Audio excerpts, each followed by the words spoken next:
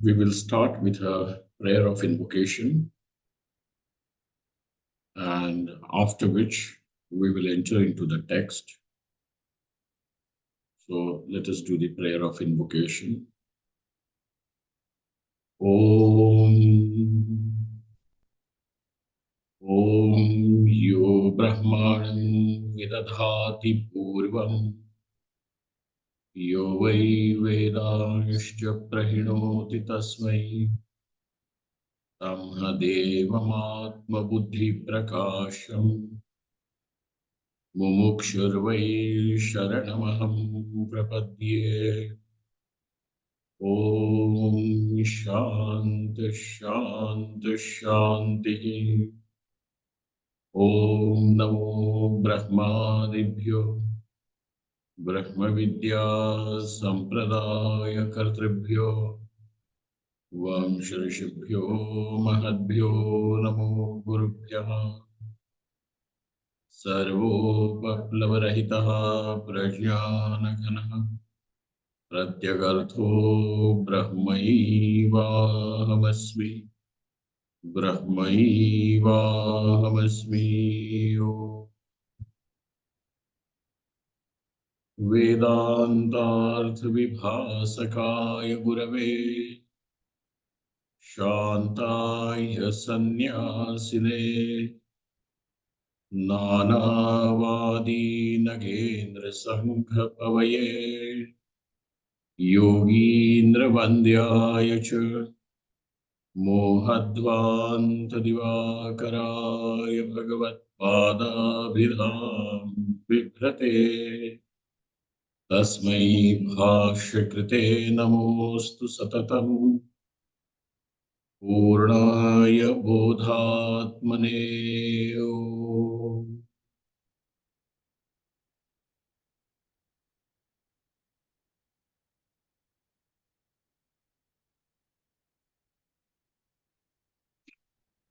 I welcome you all to these sessions of learning, understanding an important work of Vedanta,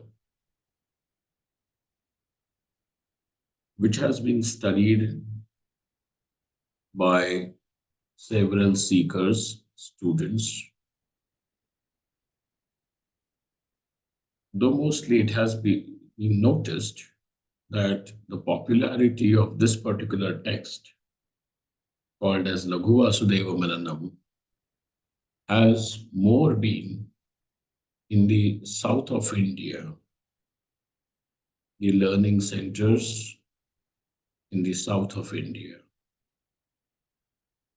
Other Prakarana Granthas, introductory texts like Vedanta Sahara, Vedanta Paribhasha, etc., have been of more popularity in Kashi, Haridwar, and Rishikesh, which are the places of learning of the scriptures. Nevertheless, the usefulness of this text, which is our present material for the study, Laghuvasudeva Mananam, is of immense help to all the seekers. This text is very easy in its language because it seems to have been authored not in very early times. Most of these works are, of course, post Shankaracharya, yet this seems to be somewhere close to our times, maybe not more than 200 or 300 years. And it has supplied a lot of material for students to contemplate on, And also it gives a lot of clarity in the basic concepts that are required by any student of Vedanta.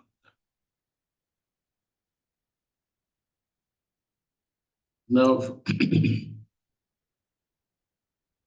as any text proceeds,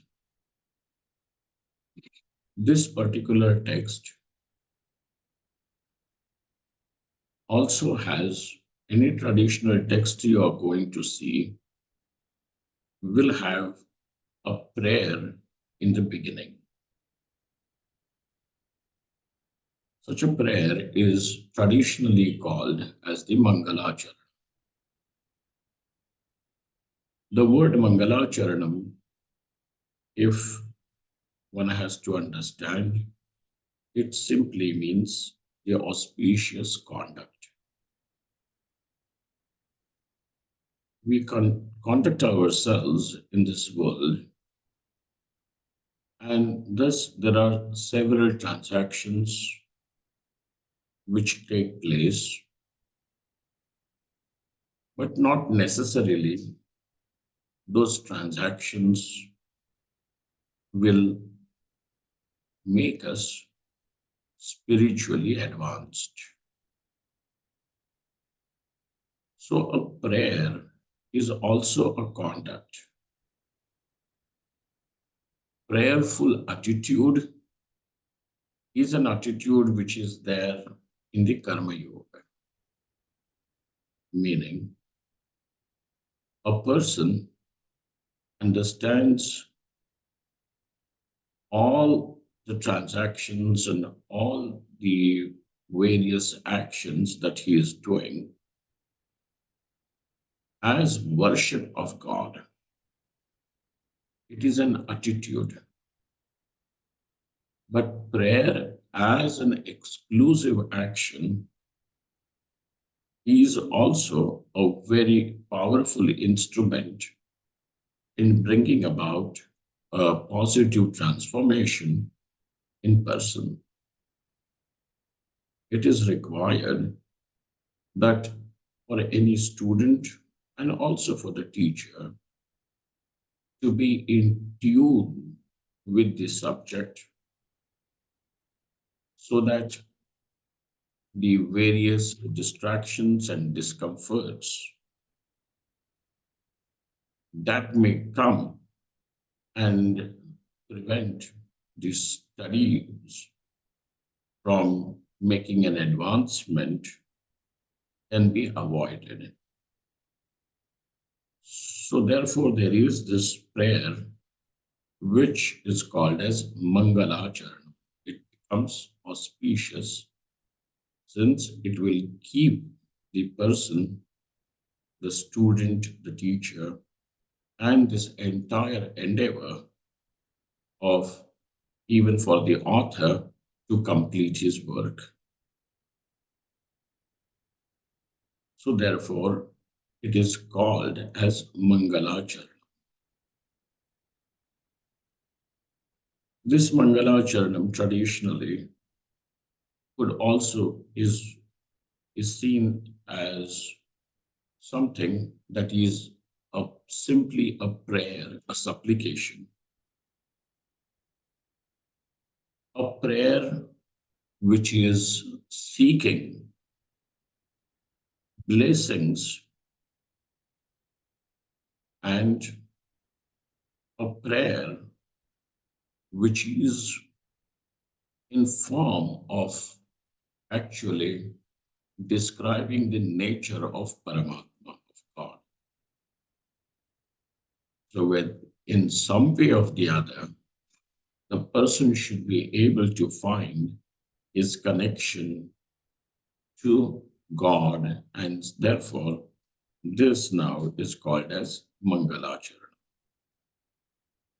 The prayojanam of Mangalacharanam, the very purpose of Mangalacharanam is, as I had indicated it before, is to overcome all those difficulties and obstacles which will prevent a person from accomplishing successful study.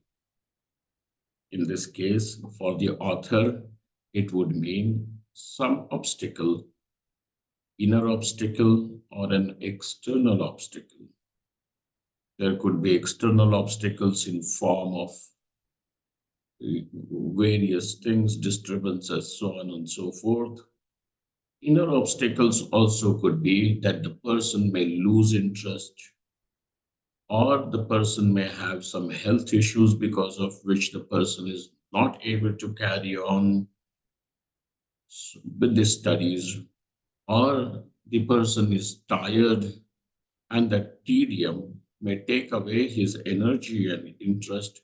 There could be several factors, external and internal, which will act as some form of an impediment, as an obstacle, and therefore to overcome those obstacles in order to have the successful accomplishment, completion of the studies, the tradition gives us this method, an upaya, a remedy, which is called as the Mangalacharanam, which is a prayer.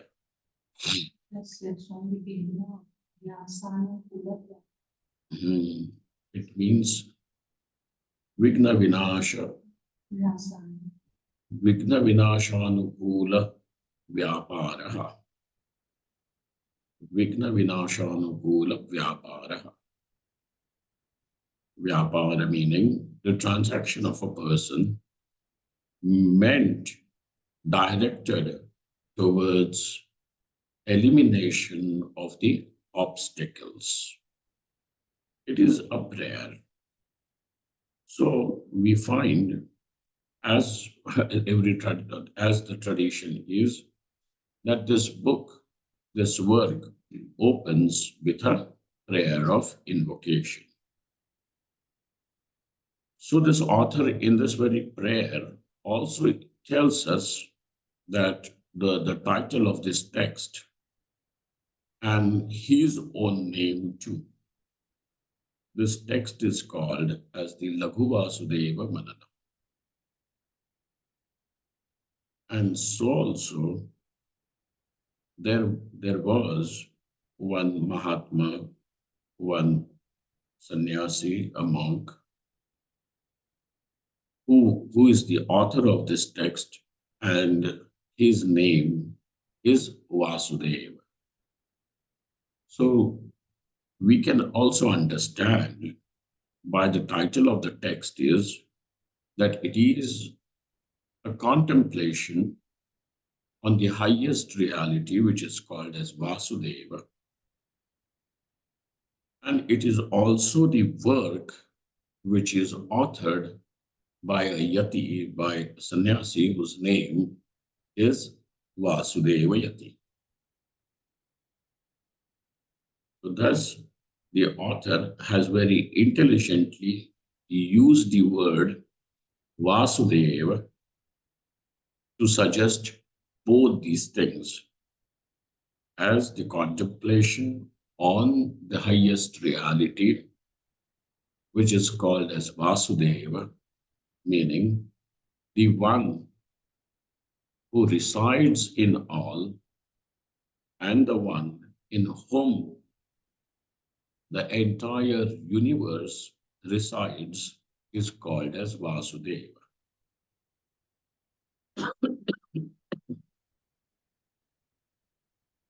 It is this Parameshwara who is the reality of all the beings as the very Pratyagatma, as the very inner self of all. So thus, being the self resides in all, and hence is Vasudeva.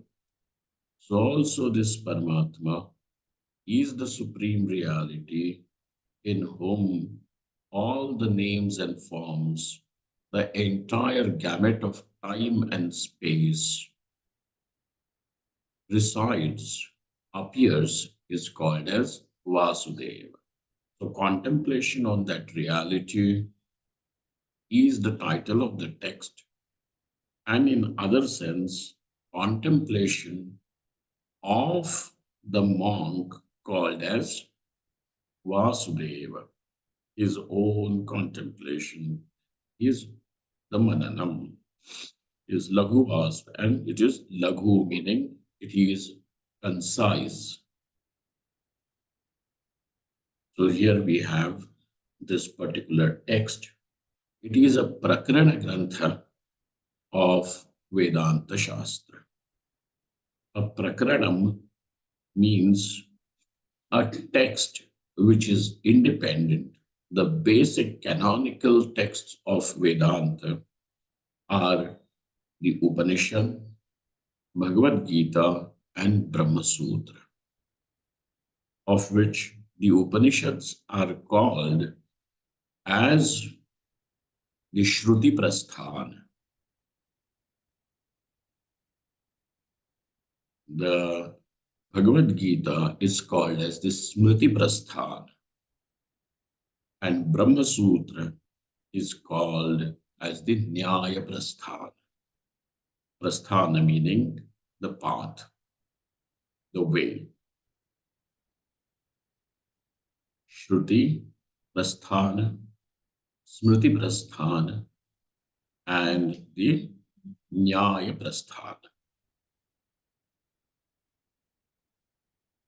This becomes the very core body of what is called as Vedanta. But Vedanta, when used as a term, it also will include all those works which are related to these three canonical texts. And therefore, those independent works which are not commentaries or sub-commentaries on the Upanishad or Bhagavad Gita or the Brahma Sutra, they are totally independent work, independent in the sense not as a commentary, etc., on these three texts, but they do bring about the clarity of various concepts, various ideas, and the teachings given by the Prasthana Traya. Therefore, these texts are then focused on certain ideas or certain teachings, certain part of the Shastra. Shastra Ekadesha Sambandham, Shastra Prayojanantare Sthitam. So that text which has exactly the same Prayojanam, Prayojanam meaning the purpose. What is the purpose of the Upanishads? The purpose of the Upanishad is to give this knowledge of Brahman, meaning the ultimate reality. And why would a person even want to know that reality? Is because knowing this, one can set himself free from the misery altogether, completely. So for the total annihilation of the misery, of the suffering, there is the knowledge of Brahman. So this is the Prayojanam of the Shastra. So Vedanta Shastra has this Prayojanam, that it imparts the knowledge of Brahman. And through knowledge, what happens? The ignorance goes away, which is the cause of all misery. We will see that slowly as the text will progress. So there is a Prayojanam. And even a text like Laghuvasudeva Mananam also has the same Prayojanam. Another feature of a text like this is that Shastra Ekadesha Sambandham. Shastra Karyantare Sthitam, Shastra Ekadesha Sambandham. That it is related to the Shastra in only a particular Vishaya. It does not deal with the entire range of all the topics. There can be certain topics which are chosen, and then more light is shed on it through the which are through an inquiry. So thus we have, this is what is called, this is the definition of a prakarana grantha. Shastra ekadesha sambandham shastra karyantare sthitam. And this is what is called as prakaranam by the enlightened people, by the people who know. So thus, this book, even this book called Laghuvasudeva Mananam, is a prakarana grantha. Grantha meaning the book, the work. It is a book which is thus related to the Shastra. Which Shastra? Vedanta Shastra. Ekadesha Sambandham. And only on certain topics, some light will be shed. And what is the prayojanam of this text? So that it will help you in understanding the that what is meant by the Upanishads to be shown. Okay? So Shastra Karyantare Sthitam. This is why it is called as a Prakarana Grantha. Now, it is very easy for to think comes naturally to all of us as human beings. We are cognitive entities, and therefore endowed with this cognitive faculty, we all will be thinking in different ways and about different topics. Even the reason for our thinking also could be different, has to be different. So thinking is something that comes to us most naturally. Even worries, insecurity, or even, memories, so good memories, or they could be very hurtful memories. It can be various things, but all of these are basically uh, are the thought processes. So thinking comes naturally to us. Though it is natural, yet all our thinking is driven towards that what is not the self, anatma. uh, Anatma. So our thought process carries this, the object of those thought processes is basically the anatma. So there is anatma chintanam, which happens to us naturally. So now we all know that there are these two factors which are the constituents of every experience: I and that what is not I, Atma, Aham, and that what is not Aham, meaning Anaham, self and not self. That what is not I, that what is, I'm not saying that what is not me, that what is not I is called as Anatma. So, I don't think that, this was a wrong frame of sentence. I and that what is not I. So thinking which is centered around the Anatma is always there. It doesn't require any effort. It comes naturally for all of us. Yet we require some sort of a training, some sort of an initiation into the nature, to contemplate, to think about what is the nature of the self and how that can be done, because this is what is the pratishya, this is what is the declaration of the Upanishad, where the Upanishad very clearly says, Shruti, that tarati shokam atmavit. He who knows the nature of the self becomes absolutely free from misery, transcends the misery, goes over the misery, which means that he is not contaminated, touched by any form of misery, suffering, grief, uh, insecurity. All these are the various names of one phenomena called as the dukkham. So this shoka, dukkha loses all its power even to touch a person who knows the nature of the self, anatma. So atmavit,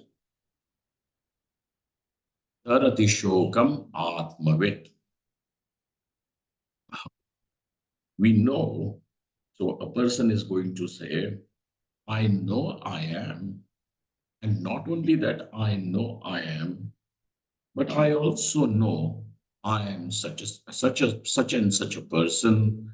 I am good, I am bad, I am holy, I am profane, I'm beautiful, I am ugly, hmm, I am cruel, I am kind, so on and so forth. We can have all these concepts about the self, and therefore this person now can claim that what is there to know about this self, about me, myself?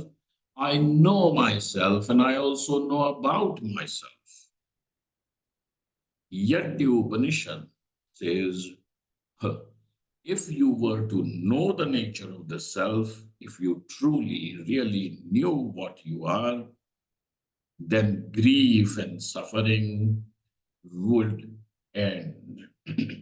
He who knows the self goes beyond the grief, suffering, misery. But that is something which is not seen, because the person finds himself constantly subjected to various forms of grief. It could be even as simple as boredom. It could be as simple as some sort of a very remote regret that when I was 8 years old, I did something that was not right, and I still have regrets for doing that. So there are regrets, and there are all these lamentations that one can keep writing and call it an autobiography. But there is this. So it is very clear that our claim that I know myself is not what can be called as true, because the Upanishad says, had you to know, you would have had discovered this freedom. But I'm helplessly bound to this dukkham, and therefore now I have to admit somehow that this is not what I know. And in order to know the nature of the self, you require an initiation, and this is what the Shruti, the Veda, does. It shows you how this contemplation to know the self. Another thing that is there is that in order to know, one will have to contemplate, one will have to think. There are some people of the opinion that you stop thinking can make your mind calmer. But the question now comes, what will you do with a calm mind? Because mind is also an instrument with which you can conduct various transactions. It is a karanam. We will see this, that there are certain karanas, meaning equipments. You are endowed with these equipments. Some of them are called as the bahikaranas, the external equipments, tools, instruments with which you transact with the world. And there is an internal instrument called as the antakaranam. Antakaranam also is a tool, is also a, an equipment, apparatus with which we are still able to transact with the inner world. You're still doing that. So now, having been endowed with this mind as a tool, even if you can make the mind very calm and composed, the question remains, what would you do with a tool, with an instrument, now which is so refined and so refined and calm? What would you do with that? So with meditation, etc., yes, you can calm your mind, but what would you do with it? And therefore, again, the one thing that will come is that with a calm and composed mind, now what are you told to do? Discover the reality of the self. This is what is to be done. And therefore, stop thinking is not what we want. Think, but then in order to think and discover the nature of the self, one certainly will require a, a mind which is refined, a mind which is composed, a mind which is calm. All these things will be required. So, therefore, now stop thinking is not a solution. You will have to think. Vichar is the itikartavyata. Okay, vichar is the vichar meaning thinking, is the itikartavyata. Thato Brahma Jijnasa, etc. about the Brahma Sutra. The word Jijnasa, the inquiry, also. Now, Shankaracharya shows how it means it is contemplation, vichara about this self. All right. So now, in order to be trained how to think about the nature, how to carry yourself through this inquiry on the nature of the self, you require some patha pradarshaka, some sort of a line by which you can tag on, think, follow. And this is what is done by the Prakarana Granthas. Some Prakarana Granthas are very helpful to a seeker, to a student in the very beginning stages. Then there are advanced Prakarana Granthas, which now mean that in the faculty of thinking has become extremely sharp and is not able to tolerate any bluntness in any definitions, because now this is knowledge and it means it has to be precise, accurate. It has to be very, very accurate. You cannot say approximately. It is no approximation. Over here, things need to be clear, and this clarity is what is the very basis of, of any frame, any branch of knowledge. So those are the advanced works. But in order to carry yourself to the advanced works, one will have to go make a beginning, and therefore a work like Laghuvasudeva Mananam is indeed a blessing to any seeker in his earliest days of learning Vedanta. Right. So we understand the upadeyata, the importance of this particular text. Now we will begin the text As the text has, the author has given the prayer of Mangalacharana. Another thing which I want to tell at the very outset is that the first chapter of this particular text can become at times a little tedious. Hmm? The initial chapter, the first chapter of this text may sound, okay, I will try to make it as easy as possible, but well, so please keep your tenacity, and if you can carry on through this text, you will discover that it is a wonderful text, because that what follows later on is immense wealth of Vedantic knowledge. Right. So here we go. I will, the mics are switched off, and some of you may have received most of you must have received what do they call, the transliteration of the Sanskrit text. Those who cannot read the Devanagari, or if you have the text, original text with you, it will be of great help. Sarvatantra Swatantraya Sadatmadvaita Vedine Shrimate Shankararyaya Vedanta Gurave Namaha. Sarvatantra Swatantraya Sadatmadvaita Vedine Shrimate Shankararyaya Vedanta Gurave Namaha. The first shloka, the first verse. Over here, the author offers his salutations to Bhagwan Shankaracharya.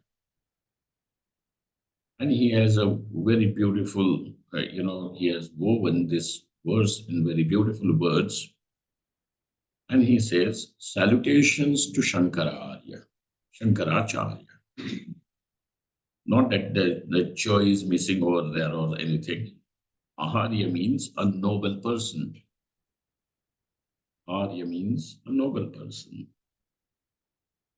So salutations to this noble one by the name Shankara.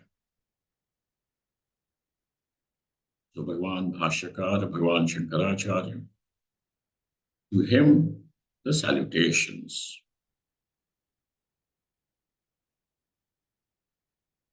And when you offer your prostrations, salutations, obviously it is because you discover in such a person or any place which has something very valuable to offer to you. So you cognize the greatness of that person, and therefore cognizing the greatness of a person, you naturally bow down. So what is it that you have found about Shankaracharya for which you are offering your salutations? So there are these three things. Vedanta Gurave Namaha. The other thing is that Sarvatantra Swatantraya and Sadatma Dvaita Vedine. Srimate Shriman. And the meaning of Shri means the splendor, the opulence. So the one who is endowed with this opulence, Shri is the opulence. Lakshmi, Shriman, opulence. So the one who is endowed with this opulence is Shankaracharya. But what kind of opulence are you talking about? Luster. What is the luster that you are saying? He says, Sarvatantra Swatantraya. He is someone who is Sarvatantra Swatantra. Tantra, meaning don't just simply think about Tantra means this, the Agama Shastra, the Tantra in Rishikesh over here. There are a lot of schools, yoga schools, and people who are now, quite fascinated with the idea that Tantra, hmm, Sarva Tantra, any branch of the scriptural knowledge also is called as Tantra. Okay. Sarva Tantra, a person may be very, very intelligent, but you will find him to be intelligent only related to a particular field. Okay. And even if he has certain knowledge about the other branches of knowledge too, he may be knowing, some other branches of knowledge, yet it is in some way very limited. And with the limited knowledge, one knows there is a great possibility, there always will be a possibility of an error. There will always be a possibility of error. Now, the one who has to, who, the one who is Sarva Tantra Swatantra, meaning one whose intelligence does not find any boundary, any limitation concerning any branch of knowledge. So his movement in that particular branch of knowledge also is not, not what do they call, limited. He has a very easy movement. There is one example in the Upanishad itself, and that is about Atma, but we can apply it over here presently. That is, though it is in a different context, but the example is so nice that we can apply it here. Like a Mahamatsya, a very big fish. Now it is observed that this big fish can move from one bank of the river to the other bank of the river very effortlessly. There are people who are great swimmers, but when the current of the river is very, very powerful, it can wash away the person to a great distance. And then he will have to have a lot of stamina and effort in order to even swim against the current, against the flow. But what about the Mahamatsya? What about this great fish? It effortlessly swims in the river, up or down the stream, effortlessly, and goes from one bank to the other bank, crosses the river, Mahamats, because it is a great fish. In Ganga, there are these very, very big fishes. Sometimes they, generally they do not come around where there is too much of human habitat. But sometimes we do get to see them. Mahamatsya, very easily it goes across. So they are, so like that, Shankaracharya, as Vasudeva Yati sees, he sees him as someone who is uninhibited. His movement in any Shastra, any branch of knowledge is uninhibited. Nothing prevents him. Somebody can be a great scholar of history, But when it would come to his knowledge of physics, he will find as if he is coveted, held behind. But here we have one such who is Shankaracharya. Now, be it any branch of knowledge, and then you see him swimming like a Mahamatsya, like this great fish. And so, how is he? Sarvatantra Swatantra. Thus, it means that the possibility of error is reduced to zero. Those who are little, what do they call, agnostic, they can say the possibility of error is reduced to minimum most, minimum. But over here we are going to say that the one for whom there is no difficulty knowing past, present, future, or any branch of knowledge is Sarvashyaha. How is he? Sarvashyaha, omniscient. And this omniscience is one of the characteristics of Parameshwara. And therefore, Sarvatantra Swatantraya, Parameshwara alone has incarnated as Bhagavan Bhashyakar. Sarvatantra Swatantraya. Okay. Sadatmadvaita Vedine. All right, sir.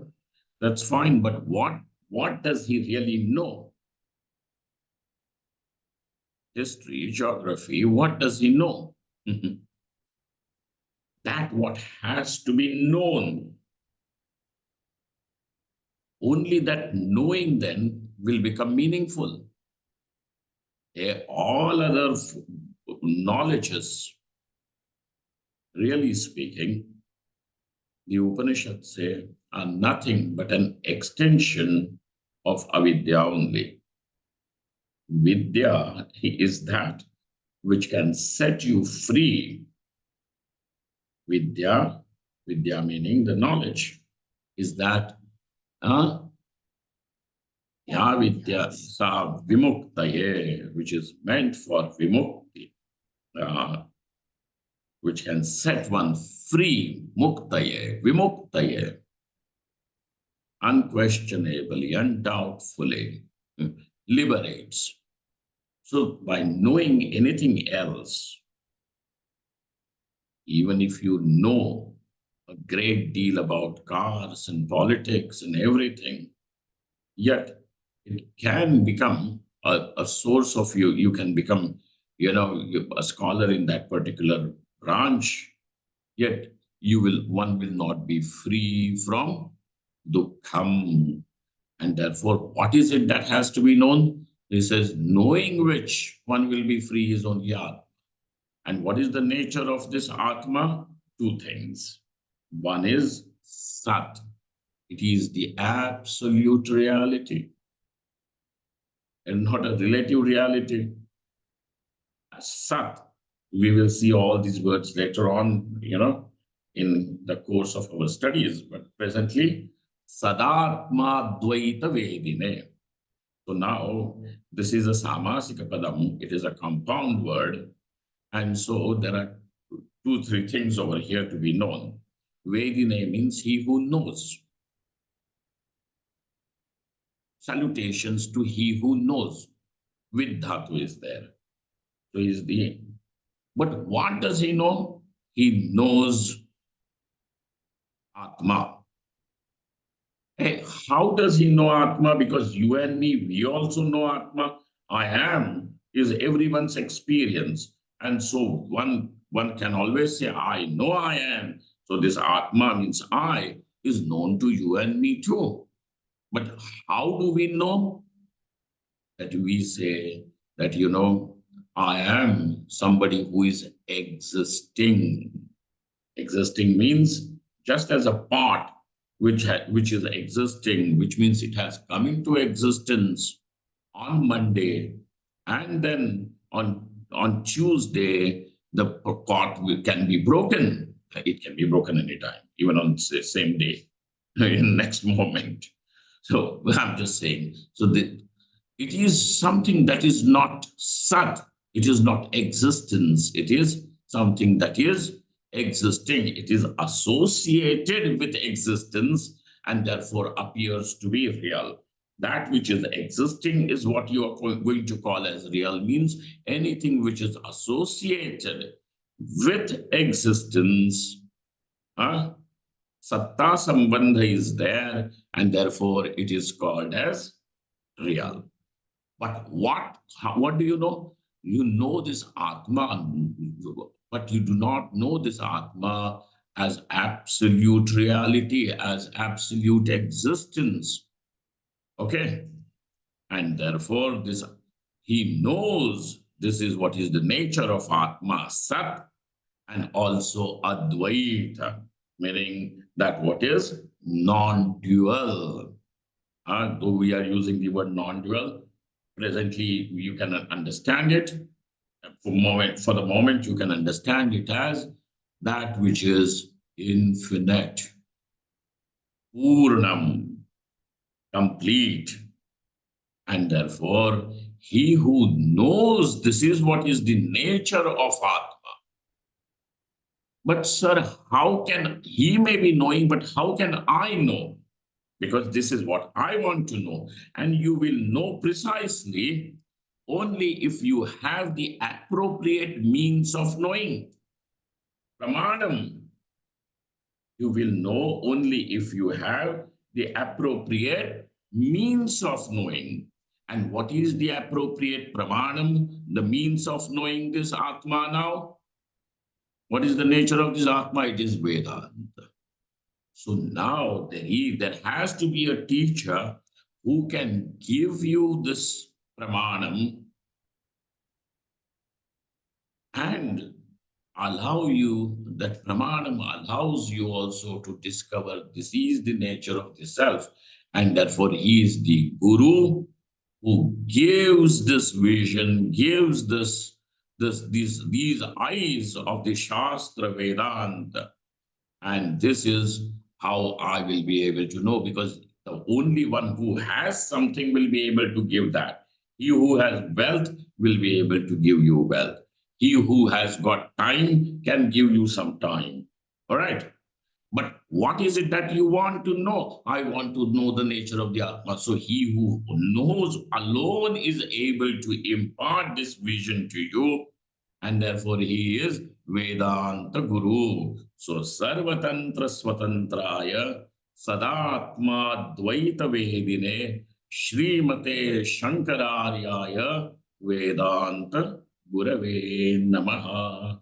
So this is the salutation offered to Bhagavan Bhashyakara. There is one footnote here. Granthado Granthamadhye Granthante cha Mangalacharanam Mangalam Acharaniyam iti Shishtachara. So it is said that this Mangalacharanam, the tradition tells you that the Shishta people, meaning the who belong to that tradition, who are instructed, who are initiated into the tradition, they tell you that this prayer should be done in the beginning, in the middle, and also at the end of the work. Okay, this is the Shishtachar. So this is how it begins. Yo, next verse. Yovatirna ihacharya rupena yatinam mude Srimannarayanam vande tam harim karuna nidhim. Yovatirna ihacharya rupena yatinam mude Srimannarayanam vande tam harim karunanidhim. This could be understood in two ways. according to one of the commentaries on this particular work, uh, the commentator or the translator says even this particular verse is offered to Shankaracharya, but it it can be it can be it can have these three implications. Yovatirna, the one who incarnated. Avatirna means the one who has incarnated. As what? Not this time as Raja Ram or Shri Krishna or Varaha, Kurma, Nrsimha. So the Lord, because for the Jiva does not take an avatar. Avatar is only of Ishvara. So Yovatirna Ihacharya Rupena, he who has incarnated Iha in this world.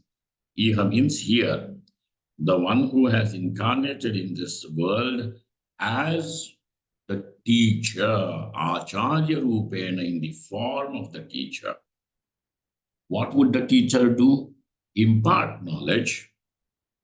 And by that, what happens? Ignorance is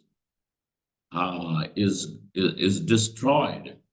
Ignorance goes away. So this is what the teacher comes for, to give the light of the knowledge. Yovatirna ihacharya rupena. Okay, so he may have, the Ishvara must have, has incarnated as the teacher, but by that, what would happen? One of the purposes of the avatar is paritranaya sadhunam vinashaya cha dushkritam dharma samsthapanarthaya. There are three purposes which are associated with the avatar. What is the reason for the incarnation? That Parameshwara, the Lord, appears in this world in a particular form, in a particular frame of time. What is the purpose? The purpose is paritranaya sadh. There are these three. First is for the protection of the righteous, for the protection of the good. The second one is for the destruction of the unrighteous. And the third is to establish the dharma. Okay? Dharma meaning the path of the path of abhyudaya and nishreyasa.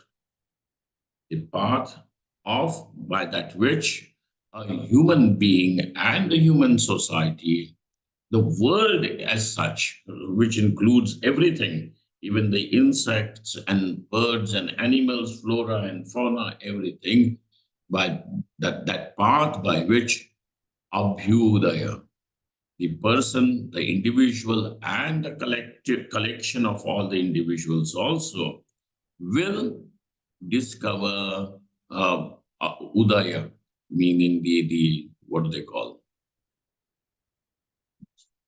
the prosperity.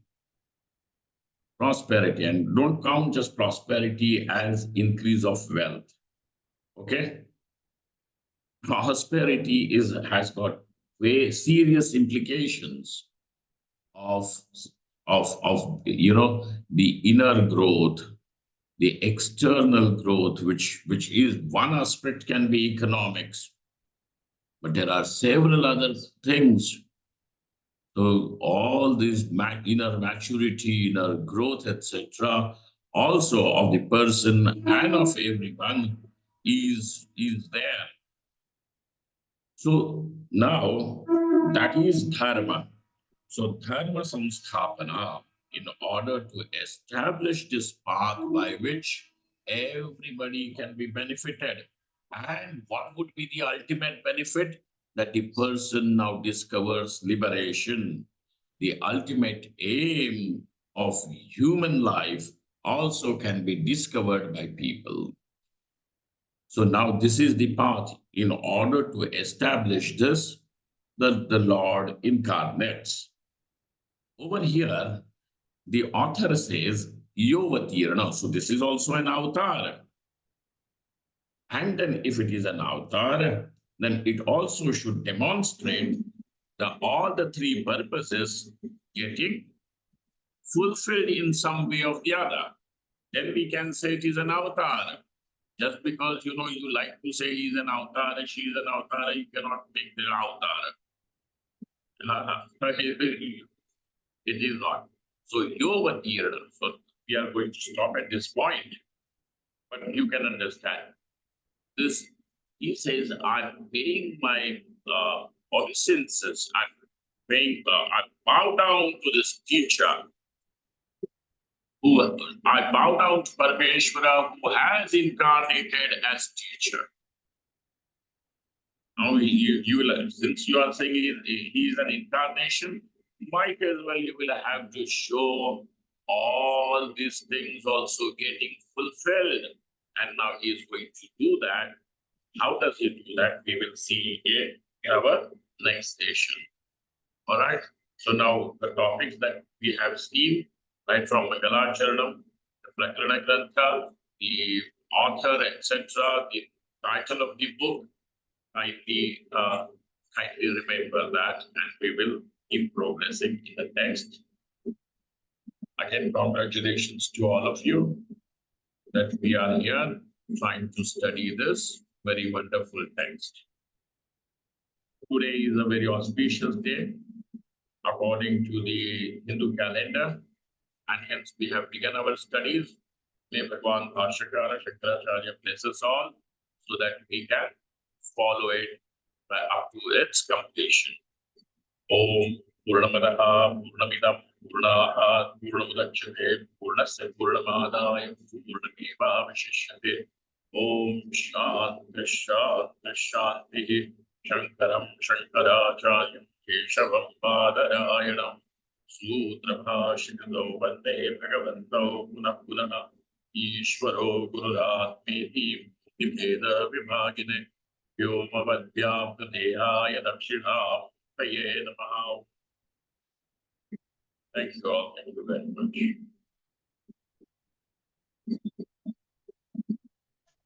Hari Om Pranam Swamiji. Happy Makar Sankranti.